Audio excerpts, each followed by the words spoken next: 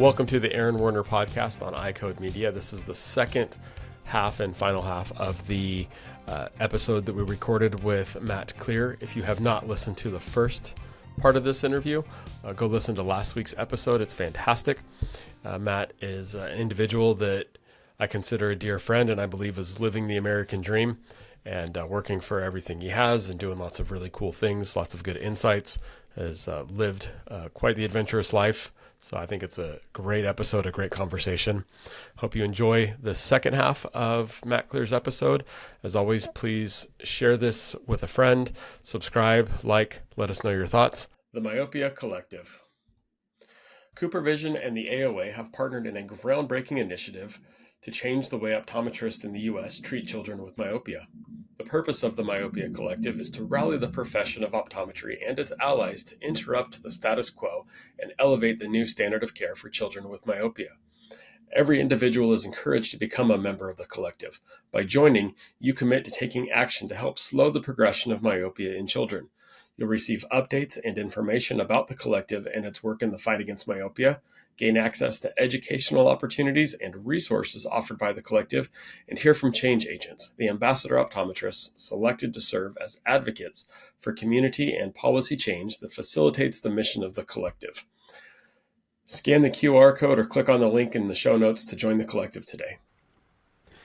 In the past, our focus revolved around prescribing MacuHealth or MacuHealth Plus to patients at risk of macular degeneration, while also recommending it to collegiate and professional athletes for enhanced contrast sensitivity in sports performance. However, this year's introduction of the Life Meter has been a game changer. The Life Meter revealed a concerning truth. Many of my patients have alarmingly low skin carotenoid levels, indicating potential deficiencies in essential body tissues like the retina and brain. Supported by over 30 peer-reviewed publications, Life Meter's accuracy, consistency, and effectiveness has been demonstrated across 2,000 subjects with diverse backgrounds. With this newfound insight, I can now have meaningful conversations about carotenoid levels with all of my patients, even those who may seem outwardly healthy. To learn more about this empowering technology, feel free to contact your MacuHealth representative or click on the link in the show notes. Together, let's optimize patient care and elevate their well-being. Right? Yeah, I mean, I don't know. I think if as I think back to the gun in my face at 14 years old, was probably more dangerous than the bullets coming at me in Iraq. Probably. You know, I mean, if you really think back, I mean, what's a 14-year-old doing with a gun? Number one, you know what I mean? And those kids are crazy and nuts. And I don't know. Anyway, I don't know if, I mean, we're tested daily, and I guess what I'm getting at is I hear a lot of people say, man, I wish I joined the military so I could really find out who I am. I'll tell you what the military did for me. It destroyed me. Okay, mentally, physically. I no longer have adrenaline. I don't really enjoy all the things that I used to enjoy prior to the military. I don't. I've become more callous, right? Especially, to like other people's pain, physically and emotionally, because I don't, it's gone.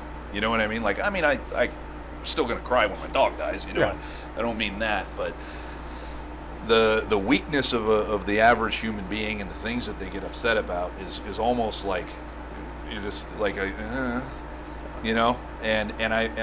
I understand that that's a problem. I'm not saying that you're the problem. I'm saying that I am the problem, and that is a problem that I have.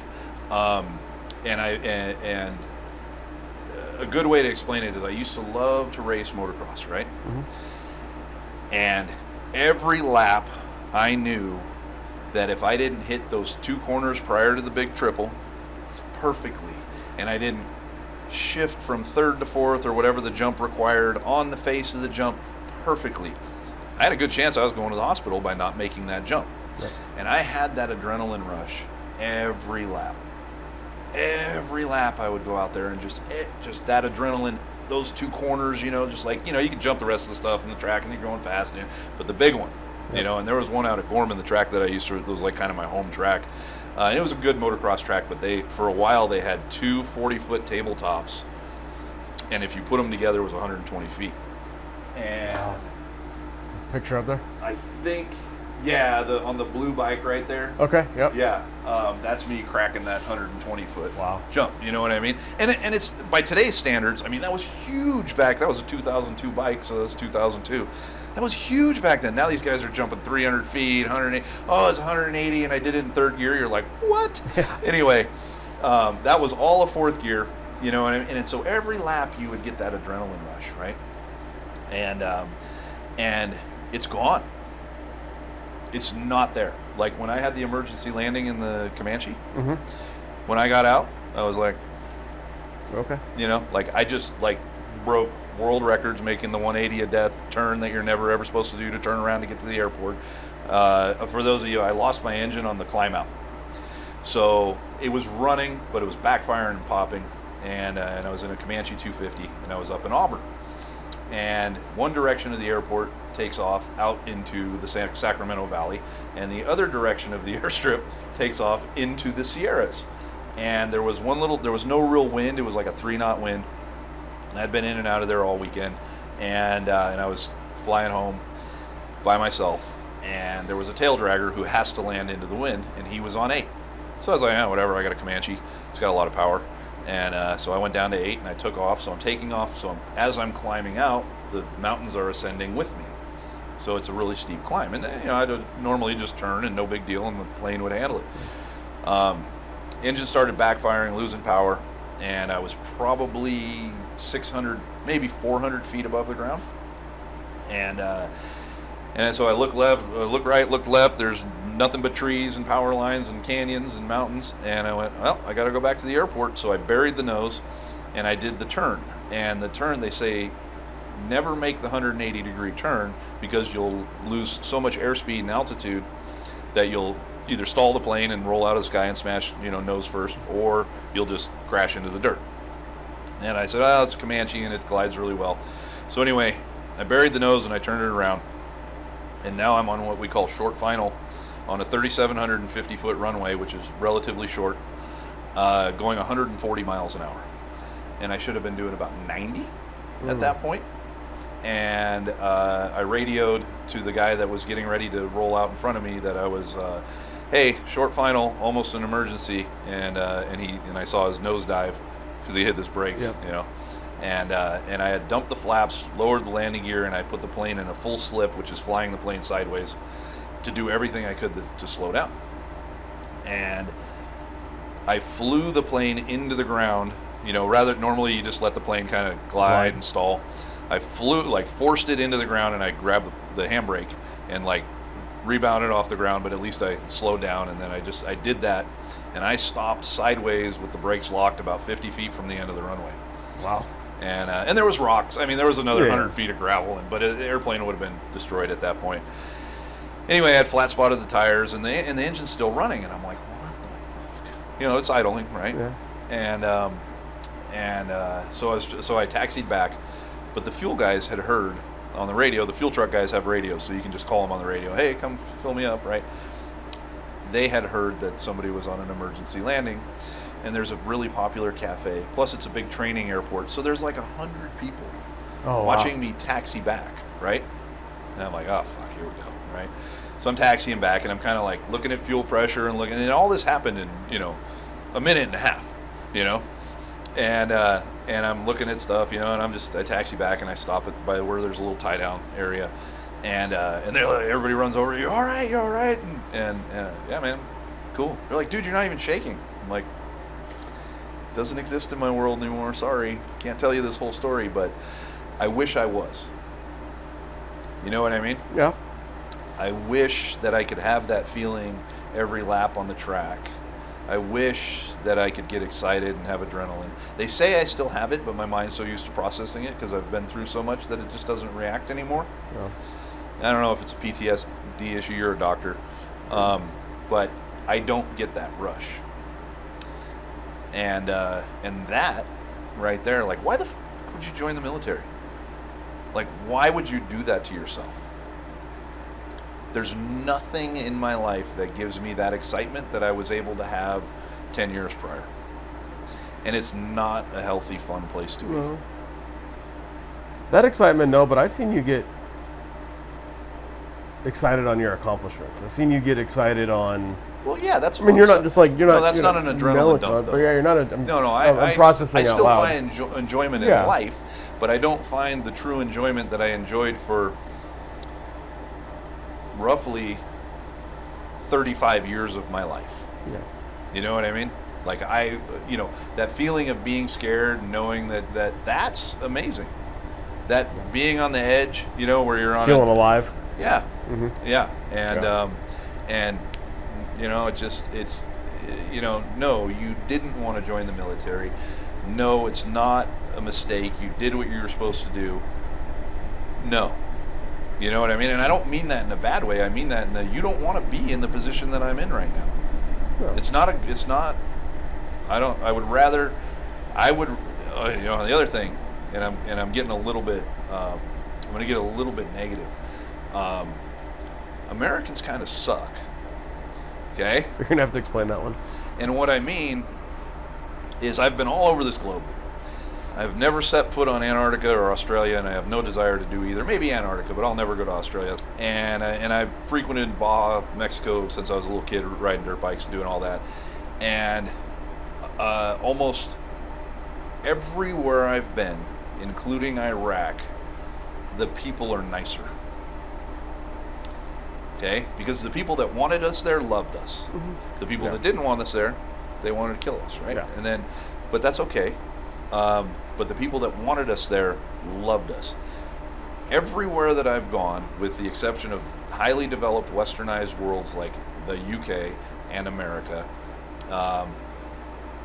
the people are nicer. Okay? They're more eager to help you in the time of need, like America used to be in the 80s and 90s. Yeah. We used to be rad. You see a car skid off the road, and 10 cars would stop in the 90s. And they would jump out, and they would rip you out of the car, and they would help you. And now 10 cars drive by slow with their camera phones out.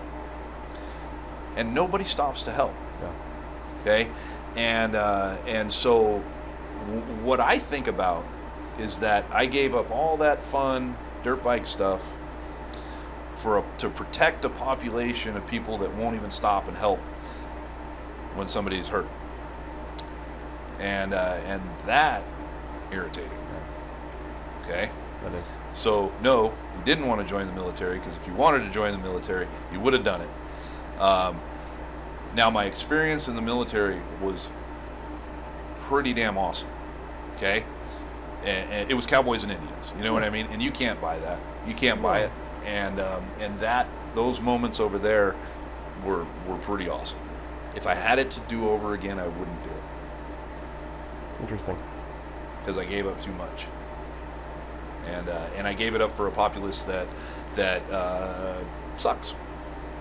And I'm not saying everybody sucks, because I know wonderful people, and I know a lot of wonderful people, but the majority... No, it's changed. I mean, I don't know my neighbors like I did growing up. I don't know I'm still one of the ones that stop and pull over, but I'm now the one truck that stopped and pulled over trying to help the burning car on the freeway, not 20 different cars. Yeah. And different states are different ways, but this country needs to get back to what it was, what it was. And I remember thinking, what year was W? What year was W? This was right before 9/11. Yeah. Right before 9/11, I was actually driving to work, going, people are getting nicer, and this country's pretty rad. It was pre 9/11, and I was really thinking about how rough the 80s and early 90s were, and I don't know if that was just my experience, but I remember thinking, driving to work, going to West Oaks Chrysler or wherever I was going, Shaver Pontiac, and thinking wow, this place is pretty cool, and maybe it was just because I was whatever I was, 26 at the time, and then 9/11 happened, and then everybody kind of united, and then that got all convoluted, and we went after all the wrong shit, but whatever.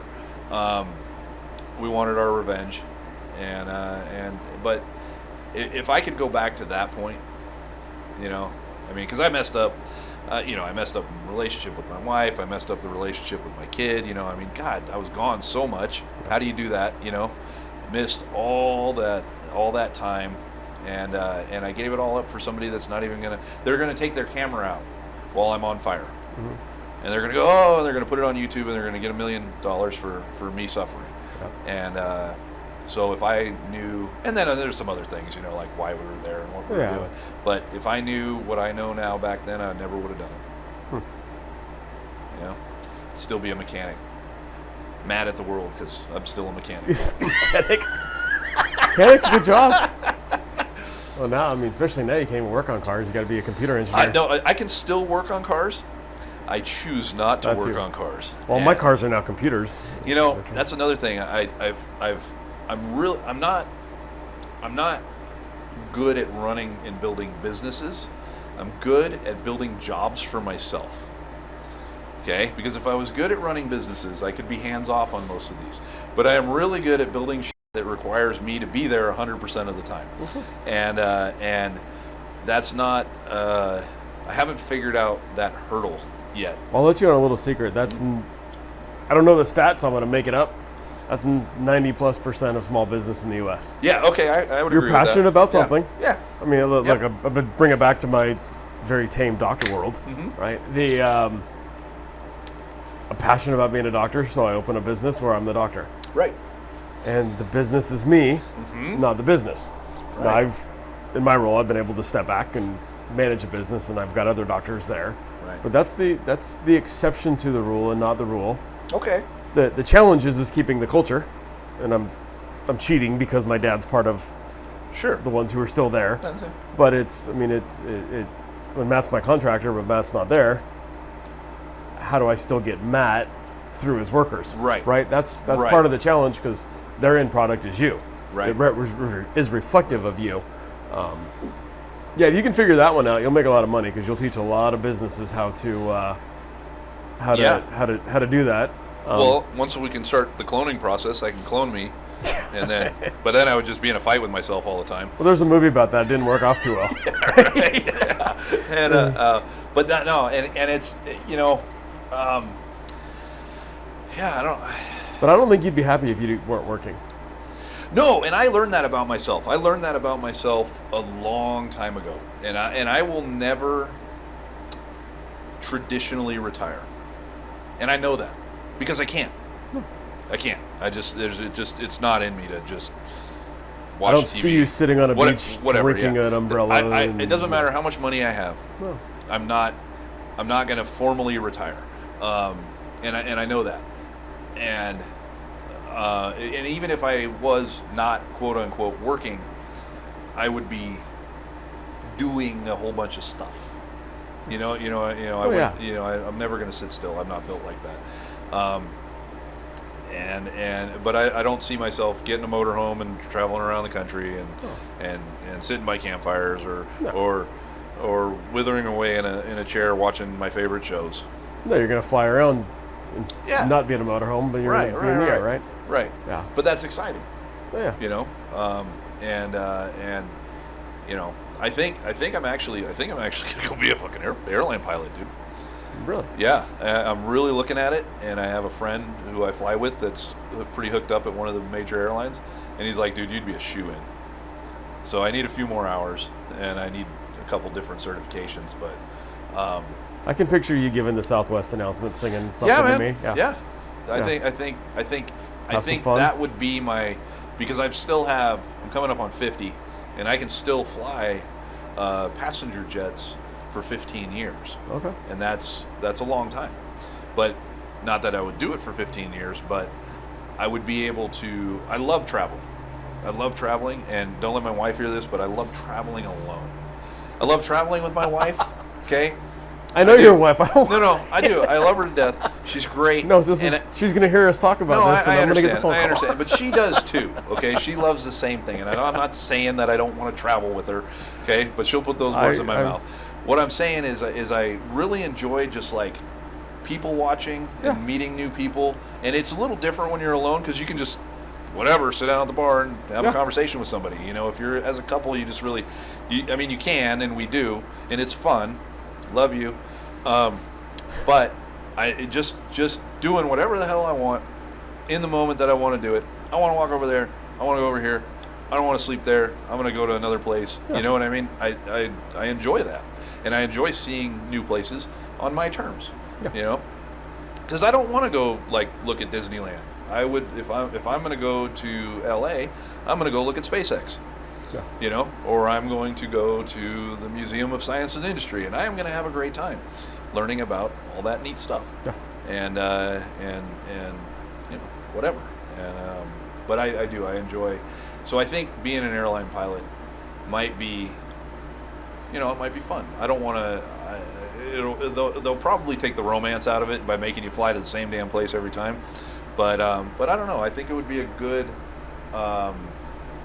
third retirement job. You know. Yeah. So, and the money's not bad. No. The money's not bad. No.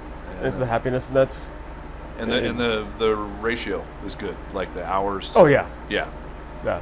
Fly and then get some downtime and and engage and knowing who you are, going back to the identity and what you want, what makes you happy and what makes you tick, right? Because my wife could live at Disney and loves it. Oh right? It's fun for about 3 hours. Enjoys teaching, can be in a classroom, right? Right. I can handle Disney a day every couple of years, right? And I can handle lecturing in a teenage classroom for about 20 minutes. Yep. Adults are different, but it's knowing who you are, knowing your strengths. But circling back around to the whole idea of the like looking at you at living the American dream, you could do all these things. Anybody can do all these things. But you're doing it. But here's that, right? Here's that, and there's a couple quotes and that kind of stuck with me, and one of my favorite is good fortune rewards the bold. Good fortune rewards the bold. Right. I like that. Okay. And that one's always kind of like, okay, you know, I don't ask myself what would Jesus do. I would ask myself what's the bold move here, you know? And you know, that goes back to you've got to be able to stomach those weeks or months that you have a zero bank account, you know? And you've got to also be able to you know, put your nose to the grindstone or whatever you want to call it in that time, and preferably before that time, so you don't ever see that zero bank account again. I've been pretty good in the last few years, but you know, it gets low when I get into that, you know, nose to the grindstone mode, but you have to be able to do whatever it takes. Yeah. If I have to sit here and do administrative stuff, beating my head against that desk for 3 days, that's what I do. And if I have to be out there in the field sawing logs and moving concrete, that's what I do. If I have to jump in and save that amount of labor because I need that $400 that I would pay that concrete finisher, guess what? I'm getting my concrete tools out and I'm finishing concrete. Yeah. And yeah, I'm not above it at all. And I think that's probably the key to it. You know, never be above it. Never be too good for yourself. No. You know. Yeah. The other one I like is luck favors the bold, or luck favors. Sorry.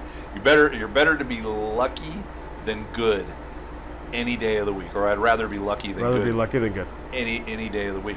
But then you take that to the next paragraph, and luck usually favors those who train and practice. Yeah. You know, and it really does. You know, all those years of racing the motorcycles and shooting the guns and it really teaches you.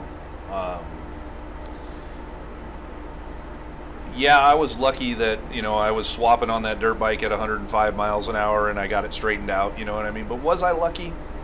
You know, was that luck? Was that divine intervention? Was that just, 20 years of doing it and being in the right shape and doing the exercises and doing this and making sure that the bike was prepped right and making sure the maintenance was done and making sure that everything was exactly to spec?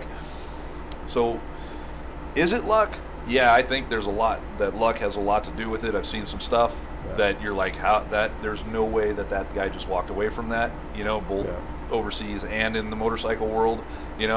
I've crashed at over 100 miles an hour in a dirt bike, slid, tumbling, sliding, tumbling through the dirt, and jumped up, not a damn scratch. I wore a lot of gear, whatever, elbows, I don't count those, little road rash here and there. But I mean, like, my bones are still intact, and I am physically trying to run to my bike because I was in a race at 105 miles an hour over the handlebars. Okay, I hit a fire pit. So this was up in one of the District 37 races, and it was up near China Lake, and there's a couple dry lake beds in that area, Randsburg, Johannesburg area, and they held a lot of the races out there, Red Mountain. And they sent us out onto a dry lake bed.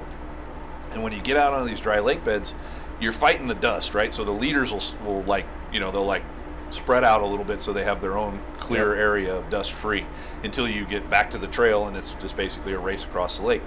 Well, I was probably 10th, right? So there was no wind, so it was just like this layer of dust. But I knew that there was dry lake bed. I knew where I was. I knew the area. And so whatever, wide open, and on the old 2-strokes, you used to keep the engine alive, you would do like a 1/1000 wide open, and then you would hit the kill switch and never lift the throttle and hold the kill switch closed for like 2 seconds. So you'd be like 1/1000, 2/1000, 1/1000, 2/1000, and what that was doing was allowing that cold fuel and air to cool the cylinder so you wouldn't just melt the engine down. That's how you keep those motocross bikes alive, the old 2-strokes. So I was doing that, and I'm tucked down, and 185,000 yards that way and 185,000 yards that way was completely clear. But there was a rock fire pit right in front of me. Never even saw it. And when you hit that stuff, it punts you up. Yep. And it was the longest endo. Like, the whole time I'm like, I can save it. I got it. Because you're thinking, but it's God's holding onto your feet at that point. You're not thinking that way. You're just like, yeah, I still got it. And then you tuck and roll, and then you tumble, and then the bike cartwheels, and that was 105 miles an hour. Wow. Right? Okay.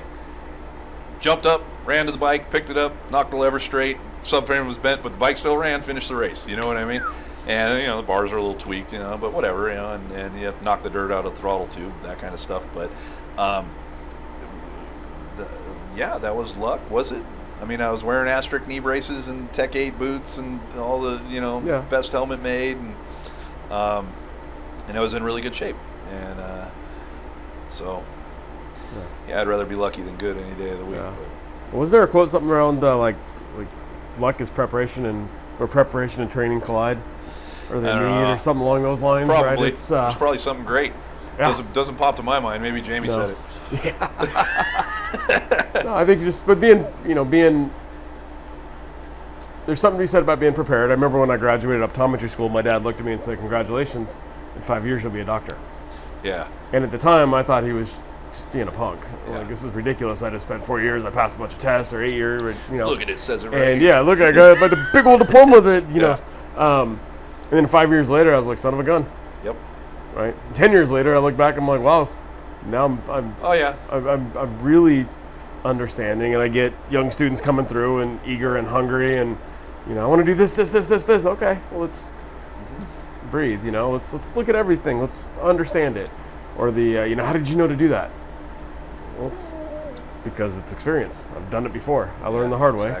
Right. I've spent it through. So there's a lot to be said for that being prepared and being in the trenches and being humbled the right way.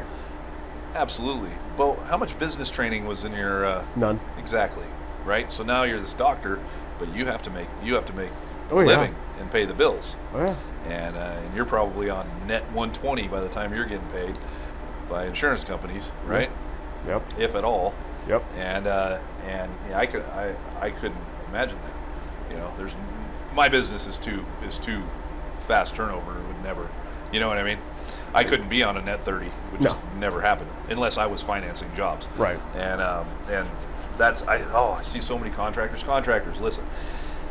Change your contract and just put in there that you're going to have progressive payments. Okay, because I've seen so many contractors just lose their fortune, and I had $94,000 working capital going into COVID, and by the end of the year, I had $120,000 in credit card debt because a 2x4 that was $1.65 was $12 if you could find it, right? Mm-hmm. And everything in between, and I had contracts that didn't say COVID clause, right? Because how would you know? Yeah, I'd been 48 years on this earth, or 47 years on the earth, and I'd never seen had COVID, that. right? And and that was brutal. Okay, brutal. And to take. So for those of you who don't know what working capital is, that's the money you have. Yeah. Oh yeah. And we thought you were making a boatload because we're doing projects during then, and you're like, yep, and the rate just went up, and I need this much more. Yep. Right? Yeah. Until you realize it's, Yeah, it was a rough year. Oh, it was brutal. Yeah. If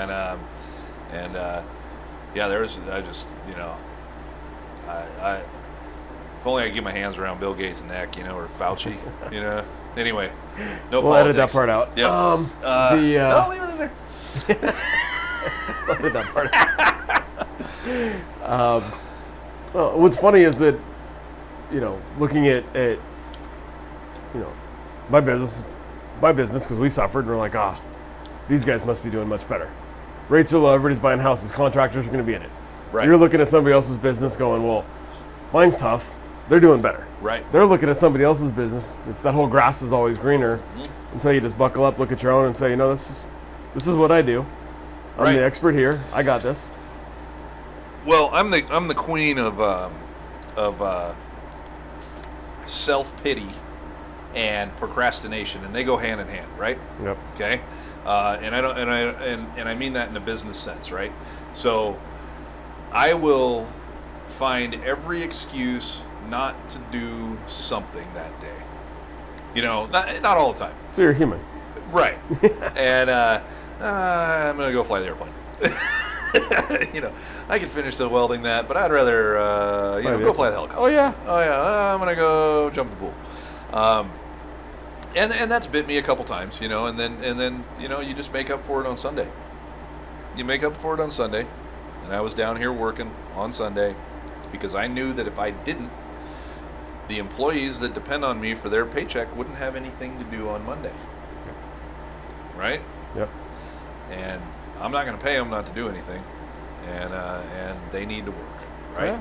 So, and it wasn't that bad, but I needed to get some key components done in anticipation for them to have a productive day. Of course. So, down here on a Sunday, with my welding hat on, and complaining to the only person who'll listen, which is me. and you're not a very good listener to complain to. No, I don't listen. But and it's amazing, I procrastinate until it's time to do it, and then when it's time to do it, I just get it done. Yep. And then I realized that I probably should have done that a long time ago because it wasn't that hard. Yeah. Well, in my world, that's closing charts and charting. Oh, okay. Because working with people is great. Uh-huh. Making all the notes in the silly little electronic health record is pain. Yes. Huge pain. Yes. And then when you sign it and you close it, I can't go back and get a do-over. You can't unsign it, unclose it, and fix it, right? And so there's a little bit of anxiety every time you hit the finalize button because I can't unfinalize. Yeah. I can make addendums, but that's the non-fun part in the healthcare world. Oh yeah, everything So comes back. And then when you get audited, they're like, "Give me that chart," and you're like, "Well, here you go. I can't edit anything on it. This is what it is." And working with people, treating things, that's fun. It's got to be super rewarding. Yeah. Yeah. Noting it all down. Building cool backyards and pools and neat things for people is super rewarding. It's a lot of fun, and it's been very good to me. ASDS has been extremely good. It damn near runs itself now, and then now and I'm revisiting it. So how did you get to the point to run yourself? Because we talked earlier. We've gone down a couple different rabbit holes. We talked earlier about how I'm really good at building a job. Right. Right? Okay. So if it's running itself, Okay. you made a pivot somewhere in there. What I mean by that is we just populate the internet with the class schedule, and they fill up. Okay? And they say it takes 10 years to build, a good reputation and name, right? In the business world, I would say it's probably faster now because of the internet, but before the internet, they said to get brand recognition on a name, right? It would take 10 years. And I would say that's, with ASDS, it probably took less than that, but now the classes just fill, and I've got some really good instructors, and Jamie's been a part of it since day one. Jamie's great, yep. And Jamie and I work very well together, but I have other guys that can teach also. But what I'm talking about is the reputation fills the classes, and that's what I mean by it runs itself. Okay. So we are going to, I think upstairs, we're going to turn that into a classroom with a FATS trainer. Oh, very cool. So the 980 scenarios on, live interaction, laser trainer. I've been doing a lot of classes down here, and I find that if I can, with private courses, I can charge less money and make more money if I do the 4 hours here and 4 hours on the range rather than 8 hours on the range, because the range is so expensive. And it's been very successful working here. So I think I'm going to turn the upstairs into something like that. That'll be cool. Yeah. And one more tax deduction. So, yeah, man. I mean, if the only the big takeaway from this is you can do it. Yeah. You can do everything that I do. It's not that hard. Okay. For fuck's sake, I don't have a college degree. I've got a couple certifications. I got a whole bunch of law enforcement. I did take some college classes on law enforcement many years ago. I've got a lot of medical training, and I have the desire to succeed and the desire to figure it out. And I've paid my dues, and I continue to pay my dues figuring it out. There's going to be jobs that you're going to lose on figuring it out, but then the next one's easier. Yep. And I refuse to be poor. but at the same time, I love mechanical things, and like most of my hobbies involve mechanical things, whether it's dirt bikes or boats or airplanes and helicopters. And unfortunately, they are all really expensive. So if I want to do those things, I have to perform. Have to work. That's it. Yep. And yeah. Helicopters are a lot of fun, but God, you think boats are expensive? Yeah. Jesus. But figure out how to tax deduct it. I like it. So for me, that's the American dream, right? It's not I just postage stamp white picket fence. Some people might want that, right? But it's the fact that you get to find what you want. I'm not put into a path of life. I'm not put into a social class I have to sit in, right, or stay in, right? I get a chance to fail. Yeah. Right? And which is more important than succeeding, because you learn a lot through failing. But it's pretty cool getting a chance to fail, pick back up, and try again. And you do that enough times, you end up with a cool hangar with 2 planes and a helicopter in it. Yeah. Yeah, and a house in Alpine. And and getting to fly your friends out over the beach and looking at the great white sharks next to the surfers, and building your friends really cool pools and decks and exactly. Right. So that's the it's not a bad that's life. The dream. It's not a bad life. Awesome. It really isn't, but it is. It does have its moments, and there is some satisfaction in the fact that I'm not going to say that I did it all myself, because I had help along the way. Of course. But I didn't have a trust fund, and I didn't have Daddy Warbucks, and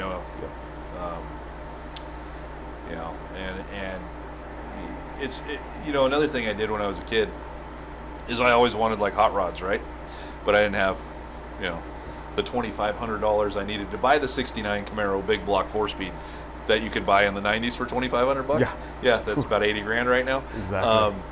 And so I would take and I would buy, I bought a Dodge Dart that had a 318 in it that needed a little bit of work, and I did the work, and I made it a little bit faster, and I made it a little bit better, and I put a coat of paint on it or whatever, right? And I would sell it, and then I would take the next car that I bought, and I had a 70 Plymouth Roadrunner with a big block. I had a 69 Camaro 4-speed. I had a 56 Chevy with a Chrysler 440 in it.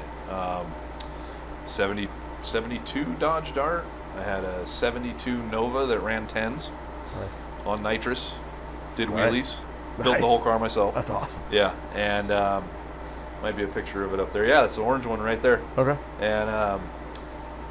But it took,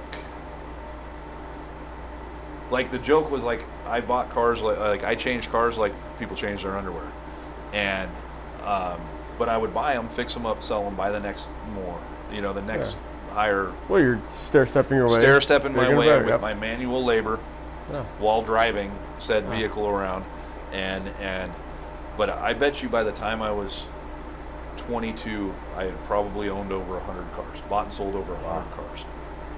There's a lot of learning in there. You can't learn out of a book. Right. And a good salesman, right, is so important to a business. Yeah. Oh my God. And that's another failure I see in the contracting industry. And I see people, and John, one of my young employees, right? John's great. John's great. Kid's super sharp. He's young. He's 20, 21 years old, 22, somewhere in there. And he's hot. He wants to learn. And he's like, I want to be you.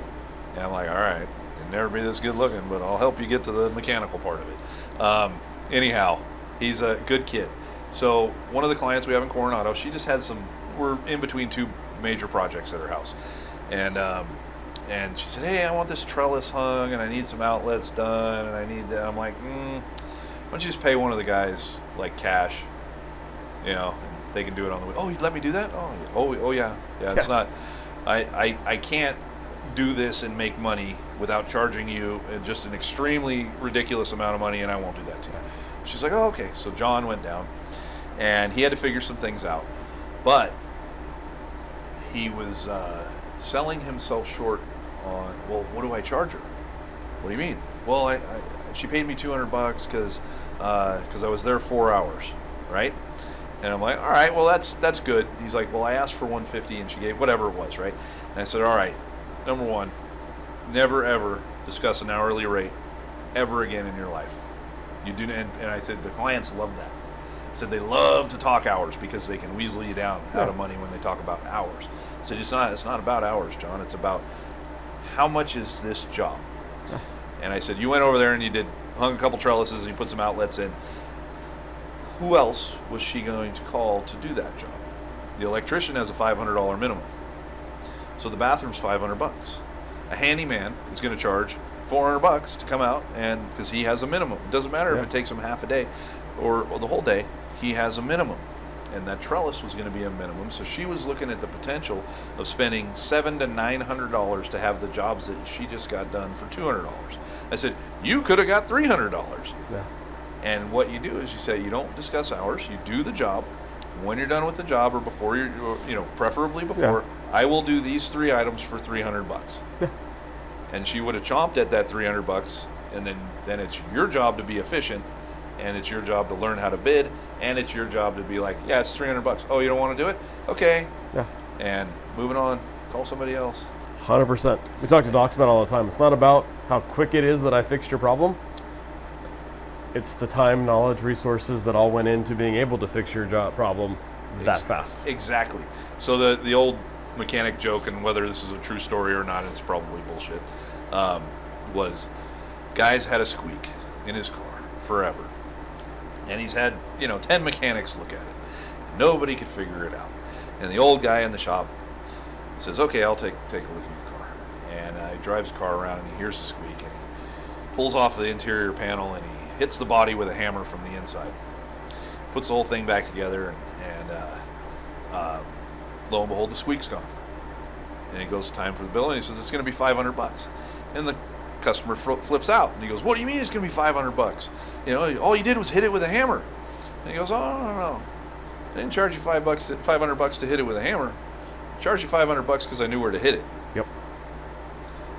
And that, the same thing with Jamie, with the private courses. I charge a lot of money for private courses because I can make that much money in construction, right? So I have to put a value on myself, and that has, thank God, gone up every year. But why would I go teach somebody on the range when I can make that much money over here? Yep. That's stupid. It's bad business, right? Yeah. Stick to construction. You hate it, whatever. That's what's making you the money. Yeah. Go do that. Okay.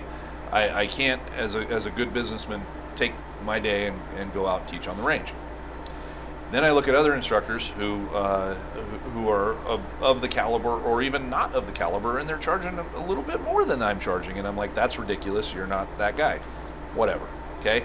So I have my price, and one day I was questioned on it, and Jamie happened to be there, and I said, I spent 13 years in the military. I spent 25 years shooting competitions. I spent 8 years kicking doors in as a SWAT team guy, and I have had my butt kicked in training that entire time. That is what you are paying for. Getting that experience. That you are paying for that, and I am not going to give it to you for $12 an hour. I am sorry. And then I have taken all of that, and I continue to train. I continue to go to other people's classes because I'm not what I was when I first, and the information isn't what it was in 2013 when I got out of the military, right? Yeah. And whenever the 2018 when we stopped doing the police work, the information is people have seen more, people have done more, they have analyzed more, they have learned more. So I continue to seek out and pay for training. And that is what you are, and then I've taken all of that and I've made a course. Yep. And I think it's pretty good, and that is what you were paying for. So, don't ever sell yourself short, man. It's not, just don't do it. Nope. Okay. That's true across the board. Yeah. Everywhere. Yeah. Yep. But it's hard. It's hard to gain that confidence. And I'll tell you, when I was 20 in John's shoes and wrenching on a car on the side, oh, it's okay. Yeah. Just give me $50, We see it professionally all the time, right? In our world, we break it down in revenue per hour, right? So if you're generating X dollars, $200 an hour, right? $800 an hour, whatever the number is, why would you do something for less? Right. Right? So you either do it more efficiently, or you raise the fee appropriately, but or you just don't do it, right? Or you just don't do it, right? You've got overhead to handle. You've got everything else to handle. Right. But then you come back, and I've done this to myself, and I've caught myself with this. I've set my hourly rate, right? Like, I ain't doing shit for less than whatever it is, right? Call it $100, okay? Call it $10, okay? So I've got my hourly rate in my mind. This is what I work for, right? This is what Matt Kleir is worth. It's right here, right? Okay. And then you're like, there's no money in the bank account. Wow. Matt Kleir is now worth $1. And he goes and does that, right? And that's that humility part. And I think I tread that line every day of, well, how much is $100 worth to you today? Yeah. Right? Because tomorrow that $100 might be worth a little bit less. It might be worth a lot more. And that's that humility of being in business for yourself, that sometimes you've got to gulp it down and handle it for that dollar. Oh yeah. So that's what makes it fun too. Maybe not at the time always. No. But in hindsight, yeah. The roller coaster is fun. Yeah, no, the roller coaster is awesome, and the highs are amazing. There's no way, that I would ever have achieved anywhere that I'm at if I hadn't done it on my own. There's no job. There's no job. There's not. The job does not exist. 99.9% of the CEOs of any of these regular companies, that they would not be where I am now. You know what I mean? It's just not there. Yeah. And you got to take the good with the bad. And back to Dad, right? So he bought a Monaco motorhome, traveled all around the United States. They sold the house. They bought this. For those of you who don't know, Google what Monaco motorhome is. It's like a 500 horsepower diesel big rig engine on a bus chassis. It looks like, it's a party bus, right? Slide outs, and they had this little Suzuki Samurai that they towed behind it, and they're like, new place, we're going to do this for a few years, right? That's awesome. And they went all over, like Canada, Alaska, everywhere, right? All over. And they ended up, slowing down after a couple of years. They're getting a little older, and they bought a place in Oregon that catered to these. You pull your motorhome in, and you kind of live in your motorhome, but you've got like a little community shed and a garage. The one in Oregon was pretty basic, and you stayed and then they built like a 1-bedroom house in Yuma. Okay. So they would winter in Yuma, summers in Oregon, right? Great. And it was all with their little and both of these places kind of catered to these motorhomes, right? And in this retirement community. But about a year into it, he said, and he was an aerospace engineer and retired fairly well, and the house did good. He probably built the house in '62 for $12, and he sold it for a few $100,000. Right? So he did all right, and thinking back, I think he said he built that house in '62 for like $23,000, like something like just like. Yeah. The land was free. Less than my deck right now. Right. It was, but I mean, he was making $30 a week at the time or whatever it was, right? You could buy a new '57 Chevy was $2,900, right? Anyway, we were talking, one year, and he goes, he says, I don't care where you retired, what you did. It's like the guys that retired the best had their name on their sign. And he said it didn't matter if they were a plumber, it didn't matter if they made coat hangers. I like that. It didn't matter what it was. He could have been a vacuum cleaner repairman with his own little shop. He said if they had their name on the sign, they retired the best. And I was probably in the Navy when we were having that conversation. I like that. And maybe I was still wasn't. It was well before I opened any of these companies. And I really thought about that while I was in like my last years in the Navy. And I never joined the Navy for the retirement. I ended up getting my VA benefits, and it's pretty good. I've got some money coming in from that, and it's nice. I'm not going to lie, it's nice to have a few $1,000s a month and medical benefits. But that's only because I broke my back 3 times and bones and this and ripped, literally ripped muscles off of my body and damaged my brain and did all that stuff, right? So, again, I would trade it to go back to 2001 and not do it. But that really stuck with me. I like that a lot. It really stuck, and I went, I'm going to put my name on some signs. I'm going to steal that.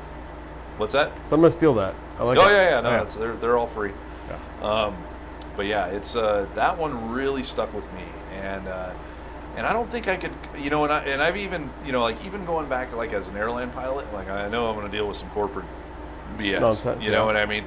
But I think at that point, it's like a 5-year plan, maybe the 3-year plan. I think I'll have detuned and had enough, and there'll be enough assets. I'm not saying I'm going to definitely not shutting the school down. There's no reason to, and I don't know if DW.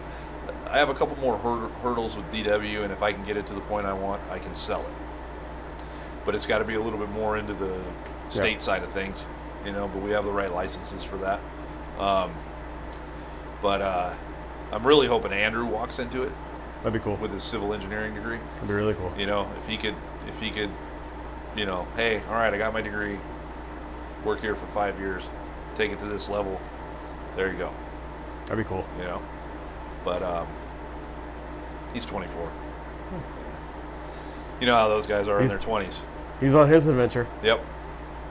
So, but that line really stuck with me, and yeah. I mean, it even working for the airline still is kind of, knowing that I'm going to sit and have to play the corporate game for a while. Not that I can't do it. Not that I won't. But you still got stuff with your name on it. Yeah. Oh. Yep. And I'll tell you, as far as I'm concerned, all the big chains can go away. The Walmarts and the Targets and you think about one Walmart, right? And you think about what is in there. Well, there's the vacuum cleaner salesman that used to be a storefront. There's the grocery store that used to be a mom and pop's. Yeah. There's the clothing store that used to be Sears and Roebuck's, you know what I mean? Which it got big, but it really wasn't that big, you know. There, you know, the J.C. Penney's, those all used to just be owned by people, you know. Yeah. And one Walmart is responsible for eliminating 50 small businesses, right? And if you had 50 small businesses in a small community and you supported them, they would come support you in your specialty. And that's how America used to be, and everybody was better off.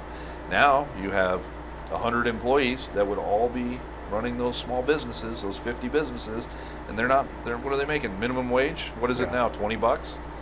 You know, it doesn't matter if it's $50. It's just going to move the standard up. Right. You know. You do a good job, I've noticed too, of always supporting small businesses. Yeah. We go out to lunch. We go to different places, right? It's always they're really cool little mom and pop places too. Yeah. I try to. Yeah. You know, I like to give my money, and I don't care what I pay. It doesn't matter. It comes back to you. Yeah. You know. If the service is good and the food's good, and it's not owned by something, but at the same time I get Starbucks coffee every morning. You know why? Because I like the people that work there, and it's convenient as hell. It's on my way to, right down the hill. Yeah. You know, but the employees there are rad. Everybody's super nice, and you know, so I give them $1 or whatever for a tip. You know what I mean? And I enjoy that interaction. But if there was another option, I'm going to use that, you know, if it's owned by somebody. All right, did we cover all topics you want to cover? We did. I appreciate it. Yeah, man. Thanks for fun. This. Yeah. Brought up some memories. Ah.